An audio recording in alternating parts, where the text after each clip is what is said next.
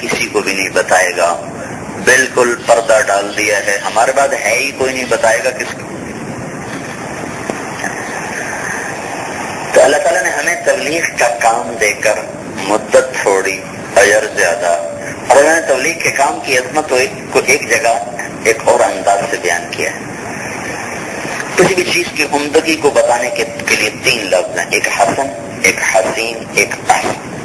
حسن اچھا، حسین بہت اچھا، احسن سب سے اچھا، سب سے اچھا۔ اللہ اپنے بارے میں کہتا ہے فتبارک اللہ احسن الخالقین، سب سے اچھا اللہ ہے۔ 2 دفعہ قرآن میں آتا ہے اتدعون بعدا وتذرون احسن الخالقین، اللہ سب سے اچھا۔ پھر دوسری جگہ کہتا ہے ومن احسن من اللہ حکما لقوم یوقنون، اللہ سب سے خوبصورت فیصلہ کرنے والا۔ تو اللہ اپنی ذات میں احسن، ہمیں کہا لقد خلقنا الانسان فی احسن تقویم، تمہیں بھی میں نے سب سے حسین بنایا، بہت سے خوبصورت بنایا۔ اللہ تعالیٰ نے قرآن کے بارے میں کہا اللہ نزل احسن الحدیث، قرآن بھی سب سے حسین بول ہے، سب سے حسین کلام ہے۔ اللہ تعالیٰ نے ہمارے دین کے بارے میں کہا من احسن دینا ممن اسلم وجہہ للہ، اسلام سب سے حسین مذہب ہے، سب سے خوبصورت مذہب ہے۔ اللہ تعالیٰ نے جنت کے بارے میں کہا اصحاب الجنت یومئذ خیر مستقرا واحسن مقیلا، سب سے خوبصورت ٹھکانہ جنت۔ اللہ تعالیٰ نے طرز زندگی کے بارے میں کہا من احسن من اللہ صبغا، اللہ کا رنگ سب سے حسین رنگ ہے۔ کیا مطلب؟ اللہ کے حکموں میں ڈھلنا، کا قرآن سب سے حسین، انسان مخلوقات میں سب سے احسن، اللہ سب سے حسین۔ تو پھر ہمارا جو امتحان لینے کا کہا تو فَلْيَبْلُوَكُمْ أَيُّكُمْ أَحْسَنُ عَمَلًا، اب تمہارا بھی میں نے جو امتحان لینا ہے وہ یہ لینا ہے، میں نے یہ نہیں دیکھنا کہ تم کتنے زیادہ کام کر کے آئے ہو، میں نے یہ دیکھنا ہے کہ تم نے سب سے اچھا کون کر کے آیا، سب سے خوبصورت۔ مقدار میں لوہا 10 من پڑا ہوا ہے اور آگے سونا 1 تولہ پڑا ہوا ہے، 1 تولہ سونا ہے، ادھر 10 تولہ کتنا تھوڑا ہے، لیکن 1 تولے کی قیمت اس 10 من سے زیادہ، اور آگے 1 رتی ہیرا پڑا ہوا ہے، ہیرا صحیح تراشا ہوا، تو اس 1 رتی جو ہیرا ہے وہ اس تولے سے بھی اور اس 10 من سے بھی زیادہ قیمت رکھتا ہے۔ تو اللہ کہہ رہا ہے میں نے یہ دیکھنا ہے کہ تم میں سب سے اچھا عمل کون کرتا ہے۔ تو اس کی تلاش میں جب نکلے تو اس کو بھی قرآن نے حل کر دیا۔ تو اللہ تعالیٰ نے پہلے ایک مثال دوں پھر آپ کو یہ بات زیادہ واضح ہوگی۔ پہلوان میدان میں اکھاڑے میں اتر کر ایسے ہاتھ کھڑا کر کہتا ہے کوئی میرے مقابلے، اس کا مطلب یہ ہوتا ہے کہ میرے مقابل ہے ہی کوئی نہیں۔ یہ جو تھا نا مرحوم بھولو رستم زمان کا، جس کو تاج پہنایا گیا تھا لندن میں 60s میں جب ہم اسکول پڑھتے تھے، اس وقت کشتی بڑا محبوب، کرکٹ وکٹ تو اتنی چلتی نہیں تھی، تو پہلوانی زور آزمائی کشتی، تو ایسے اکھاڑے میں اتر کے یوں کرتا تھا ہے کوئی میرے مقابلے میں۔ اس کو زندگی بھر کوئی نہ گرا سکا، زندگی بھر کوئی نہ گرا سکا، کیونکہ ہے کوئی۔ تو یہ ہے کوئی کا مطلب یہ ہوتا تھا کہ میرے مقابلے میں کوئی بھی نہیں، کوئی بھی نہیں۔ تو اس کی لندن میں پھر تاج پوشی ہوئی تھی۔ تو یہ جو میں کوئی ترجمہ نہیں کرنے لگا ہوں، میں اس آیت میں جو لہجہ ہے نا اس لہجے کی تصویر آپ کو بنا کے دے رہا ہوں، لہجے کی تصویر۔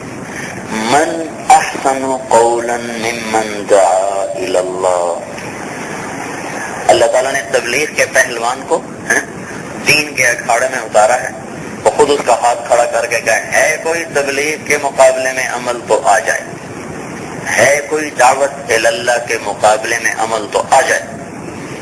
اور بھولو کا چیلنج تو ماند پڑے گا، اس کو بڑھاپے نے گرا دیا ہے۔ میں نے بھولو مرحوم کی جوانی بھی دیکھی، بڑھاپا بھی دیکھا، وہ بیچارہ نہ اٹھ سکتا تھا نہ کھڑا ہو سکتا، اس کو سہارے سے اٹھاتے تھے، سہارے سے بٹھاتے تھے۔ لیکن یہ چیلنج اب اللہ کر رہا ہے، من احسن قولا ممن دعا الی اللہ، ہے کوئی کوئی تبلیغ جیسا عمل کر کے دکھانے والا.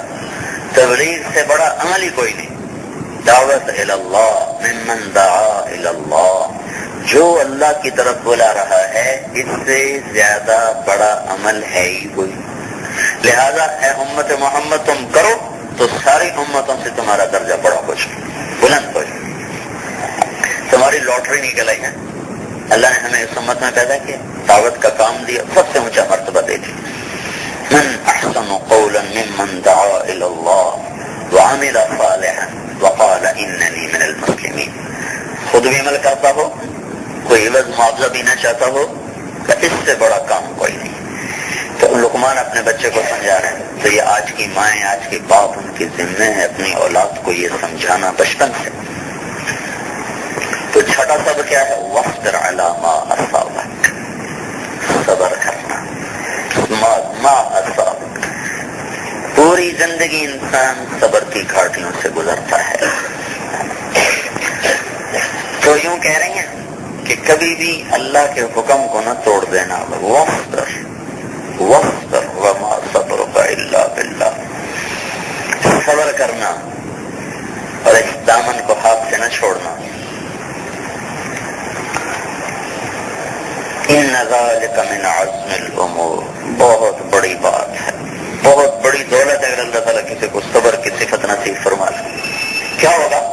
اللہ قیامت میں کہے گا فَلْيَكُنْ أَهْلُ الصَّبْرِ، آ جاؤ گئے صبر والے آ جاؤ. تو کچھ مرد کچھ عورتیں کھڑے ہوں گے، کہے گا جاؤ جنت میں جاؤ. وہ جانے لگیں گے تو خود ہی فرشتوں کو آگے کر دے گا. فرشتے آ جائیں گے، بھائی آپ لوگ کہاں جا رہے ہیں؟ ابھی تو حساب کتاب بھی نہیں ہوا، آپ لوگ کہاں جا رہے ہیں؟ کہ ہم جنت میں جا رہے ہیں. اور کہا حساب تو دے کے جاؤ. کہا ہمارا حساب کوئی نہیں. کہ تم کون لوگ ہو؟ کہ نحن اہل الصبر، ہم صبر والے ہیں. اچھا تمہارا صبر کیا تھا؟ کہ ہم پہ زیادتی ہوتی تھی ہم چپ کر جاتے تھے، ہمارے حق مارے جاتے تھے ہم چپ کر جاتے تھے، ہم پر ظلم ہوتا تھا ہم معاف کر دیتے تھے. کہنے کہ بے شک بے شک، جاؤ جاؤ، تمہیں کون روک سکتا ہے؟ جاؤ، ہر ملک مار، ملک خدا مار، جاؤ ساری جنت تمہاری ہے.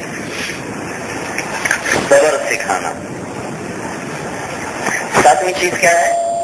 وہ سب سے مشکل سبق، جو کو سب سے آخر میں لائے. ہمارے استاد کہا کرتے تھے جب پیپر دیکھو تو آسان سوال پہلے حل کرو، مشکل بعد میں حل کرنا. کہیں ایسا نہ ہو مشکل میں پھنس جاؤ تو آسان بھی ہاتھ سے چلے جائیں.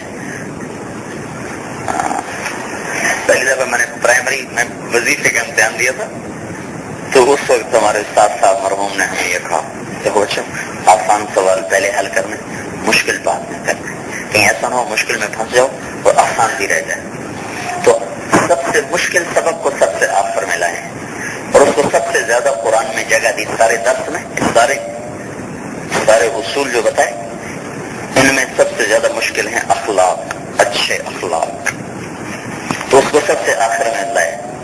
اور ایمان کو ایک لفظ ایک جملہ دیا، نماز کو ایک جملہ دیا، اور جزا سزا کے تصور، نیکی بدی کے تصور کو ایک جملہ دیا، اور صبر کو ایک جملہ دیا، تبلیغ کو ایک جملہ دیا.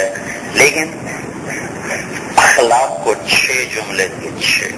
6 جملوں میں اخلاق کو بیان کیا، کیونکہ یہ زندگی کا سب سے مشکل سبق ہے اور یہ زندگی کا سب سے خوبصورت زیور ہے. جس کو اخلاق کا زیور ملا اس جیسا حسین کوئی نہ ہوگا. شکلوں کا حسن چند دن کے بعد ماند پڑ جاتا. انسان کی طبیعت میں تنوع ہے، متلون مزاج ہے.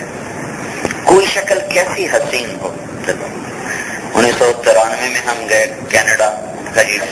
نیاگرا فال دیکھو گے؟ ہماری جماعت وہاں کے ضرور دیکھیں. گئے دیکھنے کے لیے. تو 1998 میں گئے نیاگرا دیکھو گے؟ ہم کا ضرور دیکھیں. پھر سن 2000 میں گئے کینیڈا. انہوں نے کہا یہ نیاگرا دیکھو گے؟ ہم نے کہا دفع کرو دیکھیے. پانی تو ہے، ساری خلقت بھاگ رہی تھی. 2 دفعہ دیکھنے کے بعد دفع کرو، پانی تو ہے. اور کیا کوئی کیسا ہی حسن کیوں نہ ہو آنکھیں بھر جاتی، دل بھر جاتی. اخلاق ایک ایسا حسن ہے جو نہ گہناتا ہے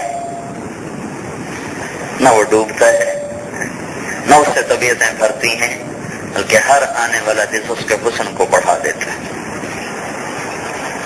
اس پہ خزاں آتی ہی نہیں، اس کے چہرے پہ جھریاں پڑتی ہی نہیں، اس کی کشش میں کبھی کمی آتی ہی نہیں. بمکارم الاخلاق کن متخلقا لیفوح ند الثناء کالعطر الشدید. علامہ ضمیری نے کہا تھا ایسے اخلاق بناؤ کہ مشک کے ٹیلے بن کے مہکنے لگ جائے. مشک کا ایک نافع اس کمرے میں پڑو، اس کو تھوڑا سا پانی ڈالو، سارا کمرہ مہک جائے گا. وہ کہہ رہے ہیں تو اخلاق اگر بنا لے تو اس طرح ہو جائے گا جیسے مشک کا ٹیلا ہوتا ہے، ایک نافع سارے کمرے کو مہکا دیتا ہے. اور اگر اس کا ڈھیر پڑا ہو تو کیسے مہکائے گا؟ جس کے اخلاق بلند ہوں گے اس طرح مہکنا شروع ہو جاتا ہے. تو کیا فرمایا؟ لا تصاعر خدك للناس. دوسرا جملہ ولا تمش في الارض مرحا. تیسرا جملہ ان اللہ لا يحب كل مختال فخور. چوتھا جملہ واقصد في مشيك. پانچواں واغضض من صوتك. چھٹا ان انکر الاصوات لصوت الحمیر. 6 جملے یہ سب اخلاقیات ہیں.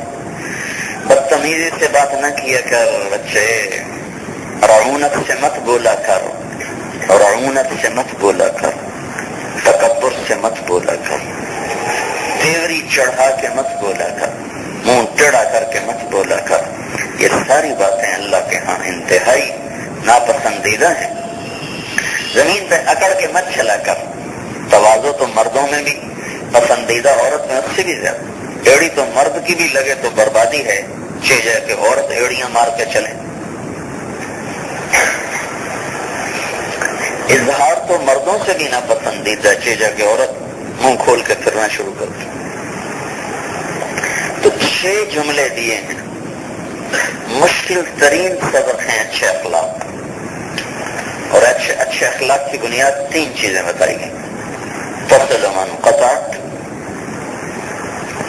وتعطی من حرمک وتعفو عن من ظلمک. جو توڑے اس سے جوڑو،